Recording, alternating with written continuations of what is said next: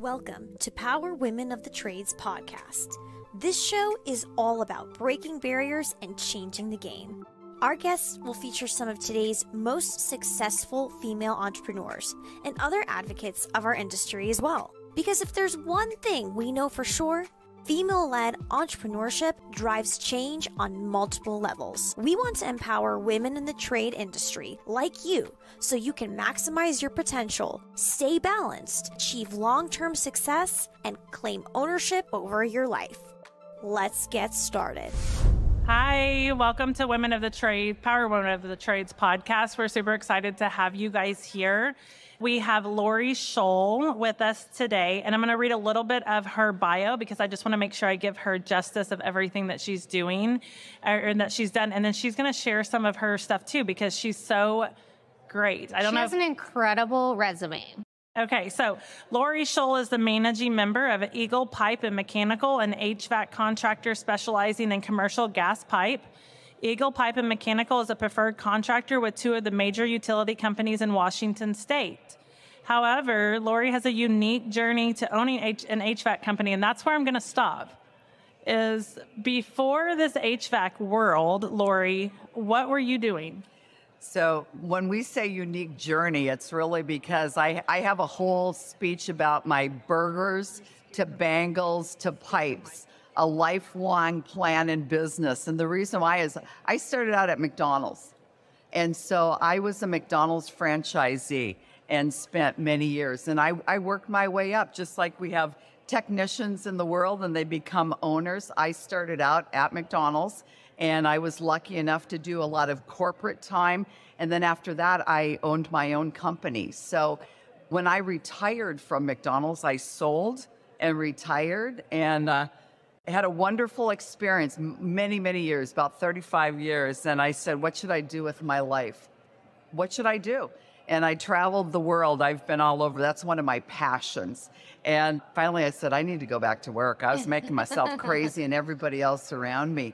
So I went out and I bought a couple Pandora jewelry stores. Like, okay, you went from McDonald's hamburgers to beautiful jewelry. I go, oh, I've always liked jewelry. I can do this. So that's what I did. Not a good idea.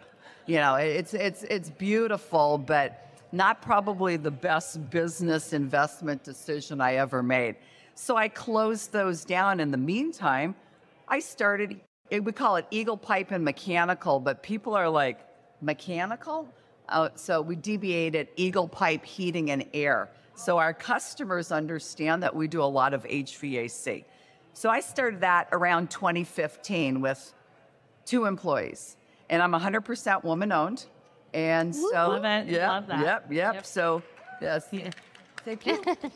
And I have people say to me all the time, oh, you can't do that. I go, what do you mean I can't do that? Well, you can't talk to a supplier that way. You can't do, I'm like, yes, I can. So I guess the lesson here, business is business is business. So whether I'm a McDonald's franchisee, I created a $10 million company that I sold. And then I went into Pandora and now I love this industry. I think that's incredibly profound, and I think something that everyone should really digest and understand. You are a businesswoman. Mm-hmm. It doesn't matter what business you do, you're a businesswoman. And most often, as entrepreneurs or owners in our own businesses, we screw that up because we try to HVAC or plumbing the business too hard. This is, well, it's an HVAC business or it's a plumbing business. Well, it is, but ultimately, it's just a business. And the expectations with our vendors and the expectations with our distributors and all of those things, it doesn't matter if you're buying the hamburger from them or the plumbing equipment from them, the expectation stays the same. And I think we kind of screw that up sometimes because, well, we haven't done it that way in plumbing forever. Well, it doesn't matter. You said something really profound last night when you were talking about your McDonald's stores, how you could have 6 stores making the same amount of money, but you chose to just have 1 or 2 that were exceeding the total revenue of all of those. And that's something we are really learning in our plumbing company. It's not about how many trucks on the road you have. It's about conversion and your average ticket and how you could do more with less if you're doing it correctly. And again, it works in all business. It's not just plumbing or HVAC. You know, you were talking about that with your stores last night. Yeah, that, and also, ladies, you can understand jewelry. So when you go buy a Pandora jewelry bracelet, they're like, oh, would you like to look at the gold? No. Would you like to look at the two-tone? Would you like to look at, let me add a safety chain. Let me add some clips. Anybody that buys Pandora, they understand this. So all you're doing is increasing your average check. So what do our service techs go out there? They go ahead and they increase our average check. So business relates. Or would you like an apple pie with that? Yeah. There you go. Yes, I would. Yes, I sure would. I like that apple pie right now. We talk about that a lot in our own business. You're not a salesperson. I think technicians often say, you're teaching me this and I'm not a salesperson. And I'm like, I'm not teaching you to sell. I'm teaching you how to build a relationship. How to educate. And then when we build relationships with our people, we're educating them and giving them solutions to fulfill and enhance what they're purchasing. That's not selling. That's just enhancing and convenience. I'm the same way. If I'm at a store and I've gotten in my car to drive over to somewhere and look at something, I want to see all of the options. You know, it's the same thing as when you have a technician in your home. You should never assume what the customer wants to buy or what they could spend, because they probably took off work. They don't want to take off work again. You need to give them all their options. So when I was talking to Lori last night, one of the things I, just not recognizing, Eagle has been around since 2015. Yeah. And again, I think that's so profound in who you are as a leader, because I was expecting you to tell me you've been in the industry for 30 years because you're such an influencer of the industry. And so She's Woman of the Year. Yes, I know. Or Women in HVAC. Woman of the Year. Like you've done a lot in a short time. And that speaks volumes to your drive and determination and your mission. But what gives you that? What's your desires in that to just drive you forward? Drive me forward. So I always go back to, it's those skills you learn as you're growing up. And I remember my father would say, well, she doesn't have any confidence. She doesn't have any confidence. And then one day I showed up and they're like, oh my God, where'd that come from? You have too much confidence. So I look at this industry and it's so amazing, the different folks that we work with, and I never see any barriers. I look at, and I think my entire career has always been, okay, there's a problem, I fix it. My job, I consider with all of my employees, it's barrier removal. That's what I do. Right. So when they need something, I have to remove that barrier. So I have a lot of drive. I came out of the Midwest, and there's a lot of heavy work ethics in the Midwest, and really had a great family situation and grew into it. And I've always worked really hard. I look at the McDonald's managers that work so incredibly hard. Then I went into the Pandora where the ladies could, I can't change that light bulb. I had to fly in and change a light bulb for them. I'm like, come on, girls, come on. You can do both. Yeah, you can do both. And then now with this business, I'll go out. I will, try to help out where I can. I don't know that my install guys like it, because I'm more into, if there's time to clean, there's time to lean, and let's get going and pick up the job site. But I have to understand the business, and that kind of drives me with processes and procedures, and to make sure that we have a good record so that I can expand and grow, because that's my goal. At my age, I'm on a pretty quick trek. I retired once. I'd like to do that again. So I need to build quick and take my employees with me. So do you think that you could retire though? Because I often wonder if people who are as ambitious and are so driven, right? Because all the time people are talking to me about, with PE in the industry right now, and what am I gonna do? And right now I'm just 37, so I have a long time before I have to think about that. But do you think that you would know how to retire? Oh, yes. You do? Tell us what that looks like then. Yeah. Well, what that looks like is there will be a map of the world that will light up, and it'll say, where in the world is Lori? And she'll be in Bhutan. My passion again is travel. So I've been to all 7 continents, and they go, how do you count countries? Well, there's 195 and I've been to 149. So I need to That's amazing. Check the rest. Well, so that's retirement. And your love of travel also helped you solve a problem you were having when you were trying to staff your McDonald's stores in a very interesting way. Can you talk about that a little bit? Oh, sure. So I had a large travel plaza built above the New York State Thruway, and I would have to add about 200 employees for a 4-month window. So how do you go out and get 400 employees, with everything that is needed, train them and get up to speed. And then at the end of it, after Labor Day, it's like, what do I do? So I worked a lot with international staffing, and I worked with different companies. We traveled all over the world, and we were able to interview and hire college students that would come over on a J1 visa, and it was fascinating. And this is how I made it work. I bought an apartment building, I bought a bus, I loaded up, I had apartments that were all furnished, and we took care of them. We took care of them. They would be from Korea, they would be from Japan, they would be from Africa, they would be from Poland, all over the world, and talk about getting together and working together as a team. But that's what processes and procedures will do for you, because I can take a very low English speaker, show them how to do a task, and then it's repetitive. And the other thing we did also with that was we would do managers programs. So we would do a managers programs on like a 2 years. So it was really, you found you had a need, and that's how we filled it. It was awesome, because they hit my busy time and then they went back. I think that says a lot too, and can speak to owners, in our industry now of we hear recruiting and recruiting. We hear that all the time as I need technicians, but there aren't any. I need technicians, but I can't find any. And you didn't use that as an excuse. You went and found them, and then you trained them, and you took care of them. That's big stuff. That's big stuff. That's fun. Well, and what's so interesting about that story is it's so outside of the box.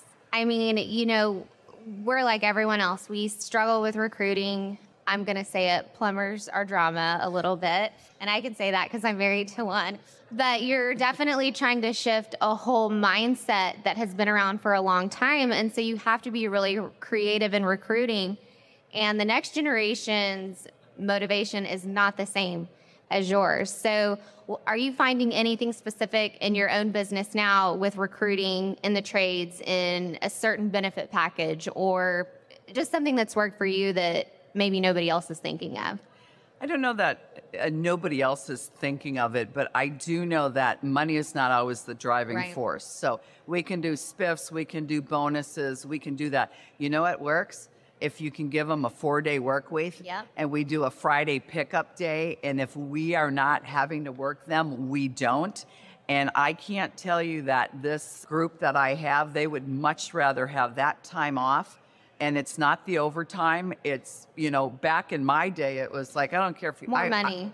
And now it's paid time off. Right. I'd work 9 days a week if I could. In fact, my situation now would be like, okay, it's Christmas. If they call, I want to go. But that's me. My team, they want the time off. And so we do activities and things like that. But that's the key, being flexible and give them what they want. And ask them what they want. Yes. I think something really interesting we did recently is we were, Google reviews and service agreements. And, okay, guys, tell us what's important to you. And they set a quota. If they sold so many of these things in a certain amount of time, they'd get a paid day off. And we listen to that, and it's a huge motivating factor, because what they value is just different, and it's being open to listening to someone who has a different motivation than you might. So previous to this, I worked in the retail industry, and that was what I was trained was money, money, money, money, money. That's all they want is money. And you have to recognize, and especially with this new generation, I don't know what this generation's called. I don't even know what my generation is called. I know what my generation is. What is the generation? I don't know. I didn't know we were going to be talking about our ages. Yeah, here, Gen Z. I have kids that are Gen Z, and they're just not, the motivation's not the same. And I used to be like, why have I failed you? Why don't you want to work as hard as do this? But they don't care. It's not that they're willing to work, but they really appreciate their time. And maybe they're right, because they value their time more than money. Yeah. I mean, and they are right. We had just that's how I advanced I worked for Best Buy. That's how I advanced, is I worked like a dog. I was telling someone the other day, I was like, I worked like a dog for $7.50 an hour. And I would be like, I'll take more. And I was getting paid $10 for overtime, like we're right under 11. And I thought I was going to be, now obviously times have changed. And back then I still couldn't live on my own for that much money. But I was like, I had the drive, I had to go do that. And everyone around me was the same. And that's just not how this generation works. But I think that this generation will work hard. You just have to understand that they're different and meet them where they're at and figure out how. Because I think we've seen a lot of that, this generation just doesn't want to work hard, or this generation, no, they just value things differently than we do. And they're probably a lot smarter than us. I want to switch gears because I feel like what we haven't touched on yet is Lori is a founding advisor for WIP, which is Women in Plumbing and Pipe, or is it Pipe and Plumbing, which we're a founding sponsor, and also Woman of the Year for Women in HVAC. And I'd love for you to talk about those two organizations, what they're doing to promote women, females in the trade. And let's just talk about that for a little bit. So WIP is new. We started in November. And so I'm on the advisory board, but Susan Frew and some of the other, and I think you had Lynn on here yesterday. They're the women that are really driving this. And so Angie Snow and myself, and the connection with that is because of having women in HVACR. So you have a 21-year organization that will try to help bring along another organization. So as vice president of Women in HVACR this year, not only are we having that talent pool and working and training and educating and developing women, we're going to try to take those resources and move together with WIP.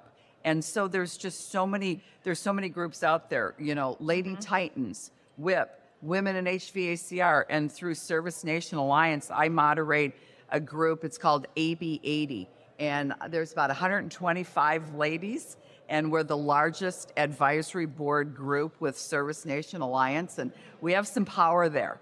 But that group is exclusive to Service Nation Alliance.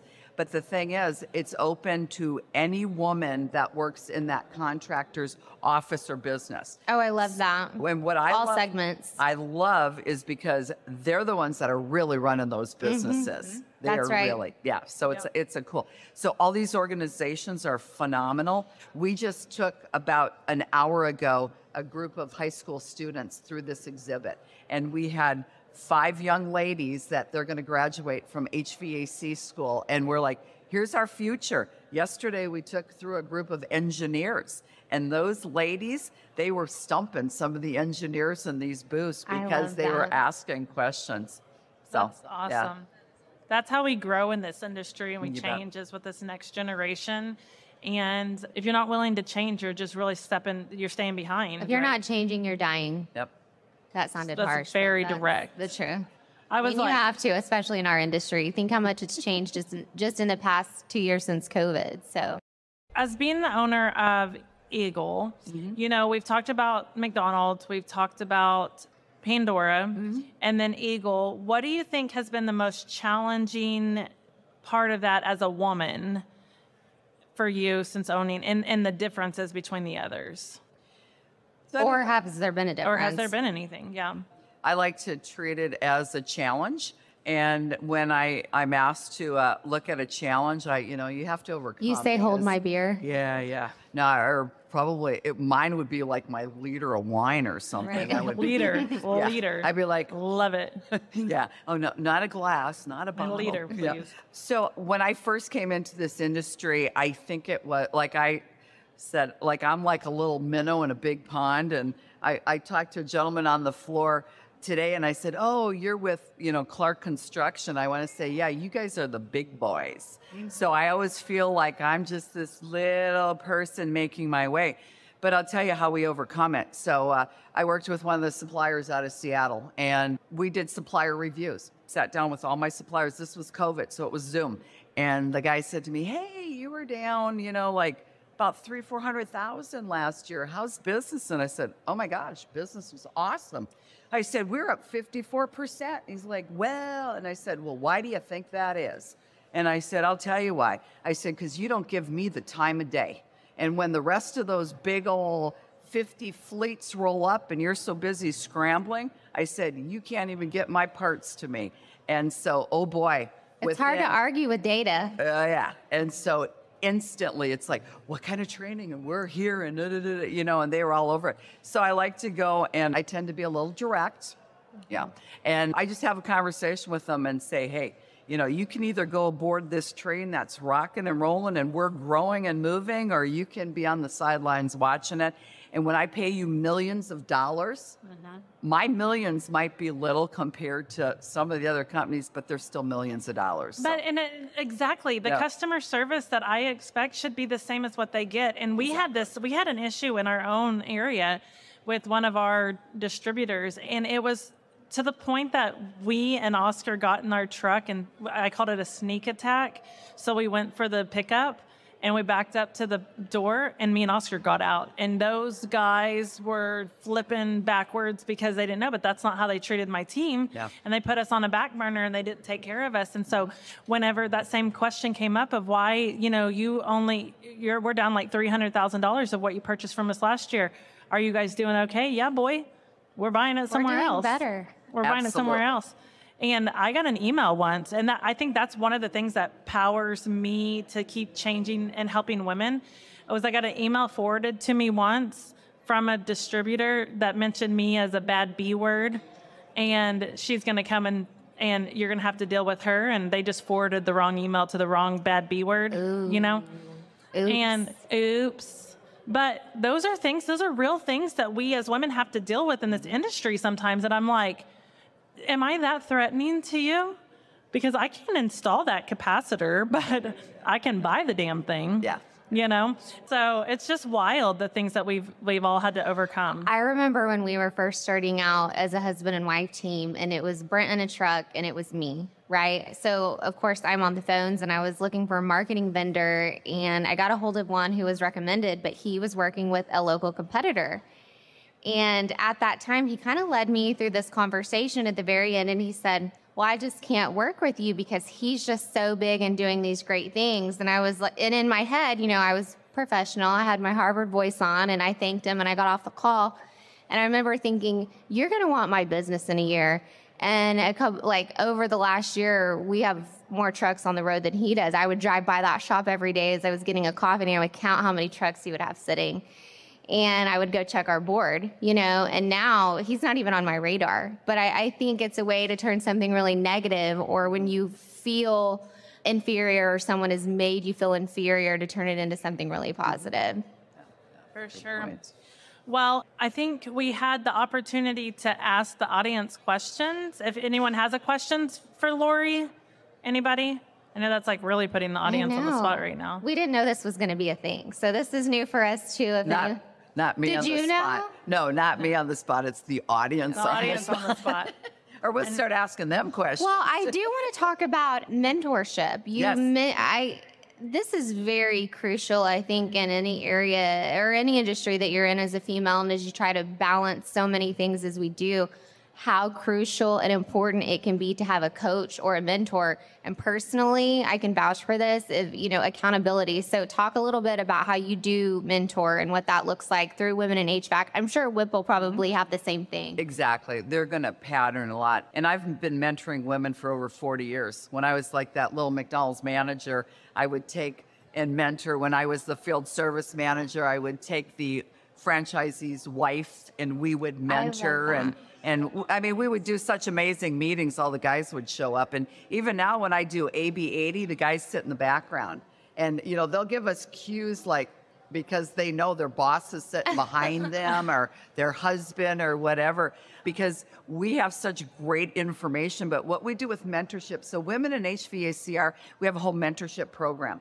So if you would go to our website and sign up, you would say, I would like to be a mentor, or like in your case, you ladies could be mentees on how you can, or a mentor, and we get the mentees to sign up so that we can go ahead and put our resources together. So I'm mentoring a couple ladies right now on, business. I'll do a lot on the business side of things. We will put like a field tech with another field tech or someone who really understands how to install or do service.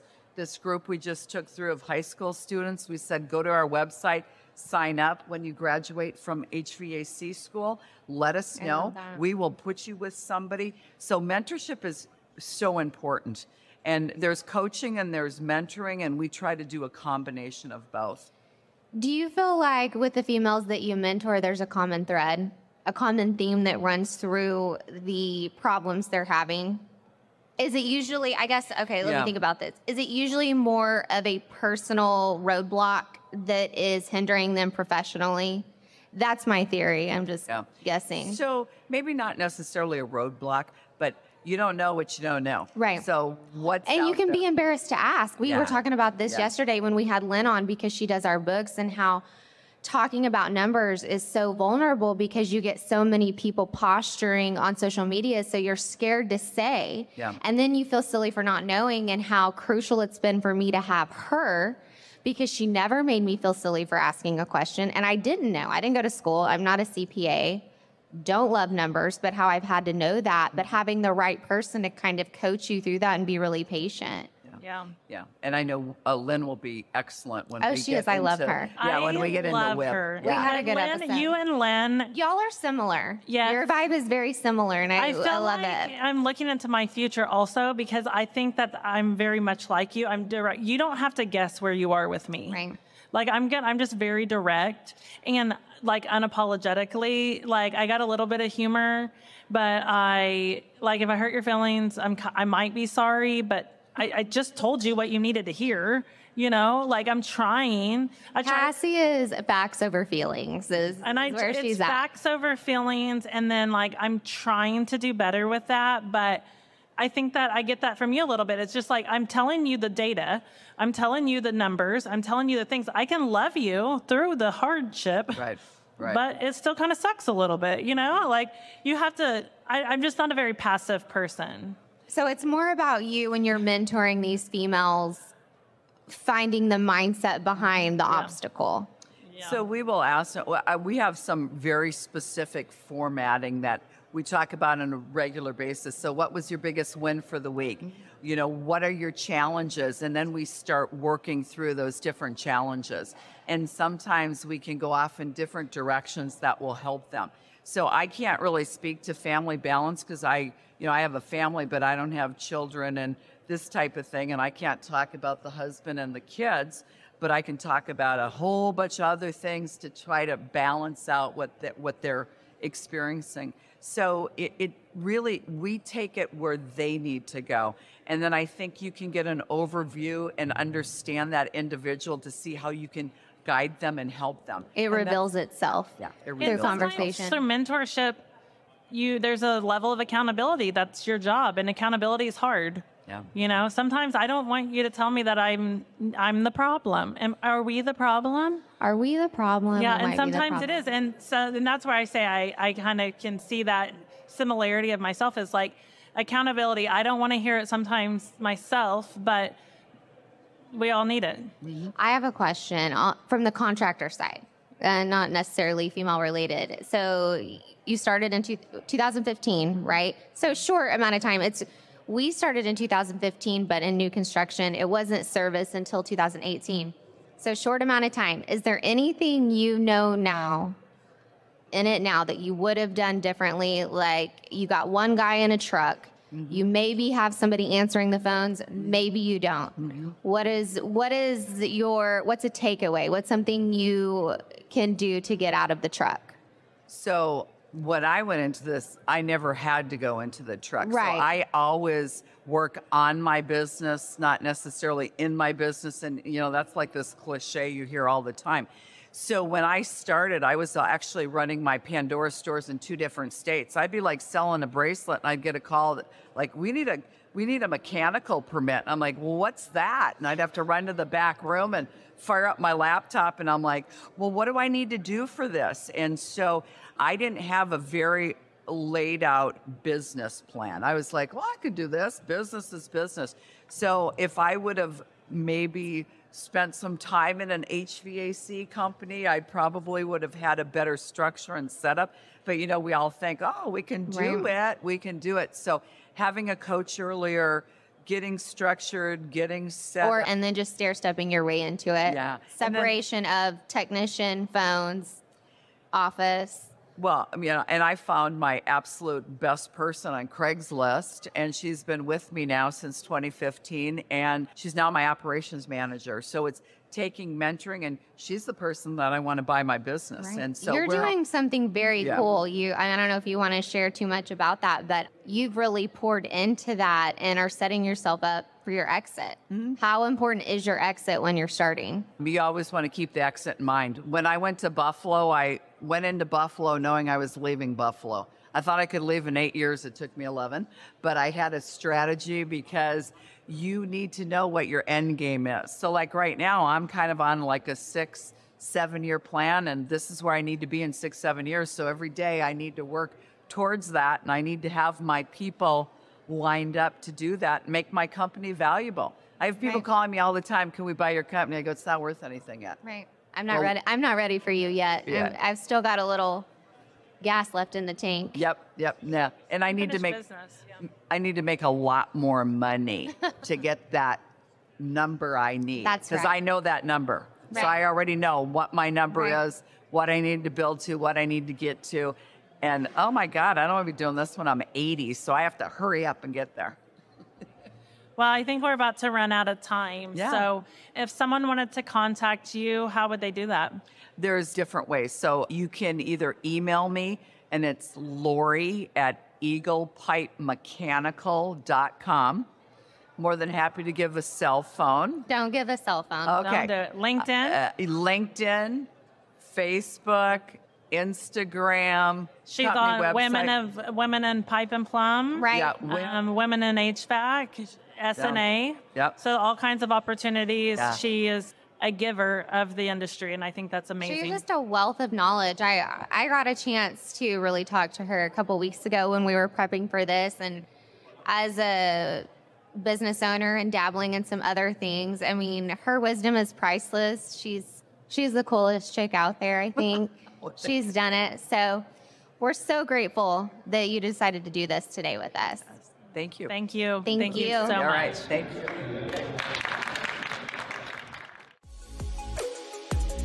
This has been Power Women of the Trades. Like what you hear so far? Leave us a review at Apple, and make sure to listen to our other episodes wherever you enjoy listening to your podcasts. Thanks for listening, and we'll catch you on the next one.